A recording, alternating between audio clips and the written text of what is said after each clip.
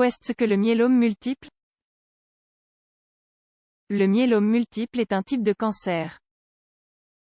En tant que tel, il représente un risque sérieux pour la santé de celui qui en souffre. Son diagnostic peut parfois être compliqué et tardif. Dans cet article, nous allons vous expliquer d'où il vient et comment on en arrive à le soupçonner. Le myélome multiple est une pathologie oncologique, c'est-à-dire un cancer de l'être humain.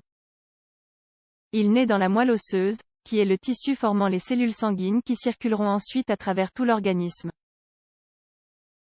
La moelle osseuse se trouve dans les os du corps et, à partir de là, crée des cellules qui se déplacent vers le tissu hématique.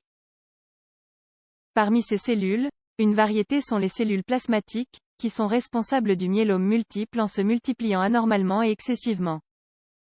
Dans des conditions normales, les cellules plasmatiques ont pour fonction de combattre les infections. Elles accomplissent cette tâche à travers la production de substances connues sous le nom d'anticorps. Les anticorps reconnaissent les agents infectieux qui essayent de rendre l'être humain malade et les attaquent. Avec le myélome multiple, étant donné qu'il existe une quantité anormale de cellules plasmatiques, il y a aussi une production anormale d'anticorps.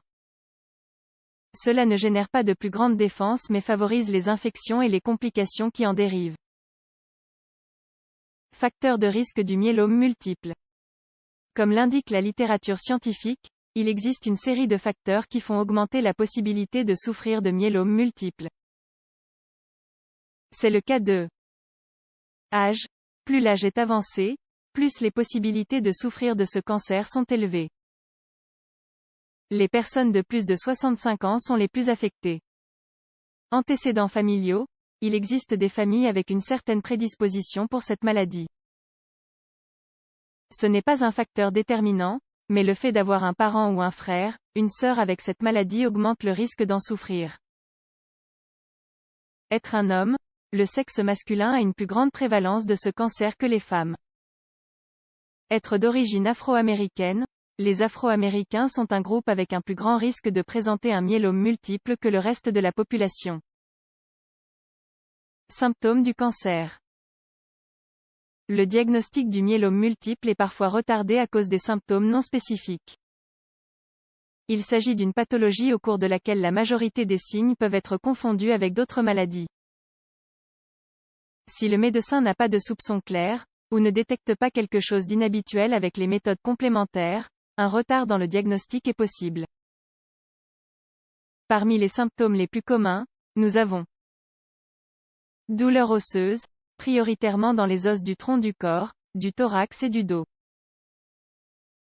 Changements gastro-intestinaux, cela inclut les vomissements et la constipation. Inappétence, l'absence d'appétit, si elle dure dans le temps, entraîne une perte de poids avec amaigrissement. Infection à répétition, les défenses affaiblies, comme nous l'expliquions, favorisent l'entrée de micro-organismes qui génèrent des infections. Ces micro-organismes peuvent produire des infections communes qui ne se résolvent pas rapidement. Diagnostic du myélome multiple. La première étape pour procéder au diagnostic du myélome multiple consiste à le soupçonner. Ceci est très difficile à cause des symptômes non spécifiques de la maladie. Par ailleurs, il peut arriver que les résultats d'un laboratoire demandé pour autre chose orientent les soupçons du médecin. Le test de laboratoire par excellence est la recherche de l'anticorps monoclonal.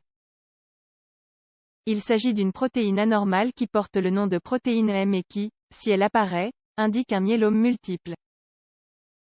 La seconde étape dans ce processus de diagnostic est la biopsie de la moelle osseuse. Il s'agit de prélever une portion de la moelle osseuse, en l'aspirant depuis l'intérieur d'un os pour examiner ce tissu au microscope. Ainsi, il est possible de voir en premier plan dans quelles conditions se trouvent les cellules plasmatiques. On réalise également à l'échantillon prélevé. Cytogénétique, il s'agit d'une analyse sur l'ADN des cellules aspirées. Immunohistochimie, pour différencier les cellules normales des anormales. Cytométrie en flux, afin de déterminer si les cellules anormales sont d'un myélome multiple ou d'un autre cancer sanguin comme le lymphome. Traitement pour le myélome multiple.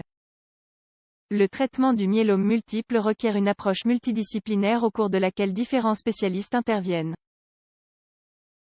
L'équipe oncologique qui traite ces patients inclut des hématologues et, dans la mesure du possible, des hématologues avec une expérience dans cette maladie oncologique. La radiothérapie est l'une des options thérapeutiques. Le myélome multiple est sensible à la radiation médicale, ce qui peut réduire la portée de la maladie et également contrôler la douleur osseuse qui se crée à partir de la maladie. La chimiothérapie est indiquée pour les personnes chez qui le myélome multiple a progressé. Malheureusement, les taux de survie chez les patients soumis à une chimiothérapie sont faibles. On calcule qu'au bout de 5 ans, le nombre de survivants est de moins d'un tiers. Enfin, un traitement qui est très efficace et qui est soutenu par un grand nombre d'études scientifiques est la transplantation. Dans ce cas, on utilise l'autotransplantation de moelle osseuse. Que ne devons-nous pas oublier sur cette maladie? Le myélome multiple est une maladie grave. Comme tout cancer, il requiert un diagnostic opportun pour améliorer les possibilités de survie. Par conséquent, si vous avez des symptômes qui vous font penser à cette maladie, ou des antécédents familiaux de cette maladie, il vaut mieux consulter un médecin et se débarrasser de ces doutes. En cas de soupçon, les professionnels de santé peuvent guider le processus de diagnostic pour réaliser les examens nécessaires à chaque instant.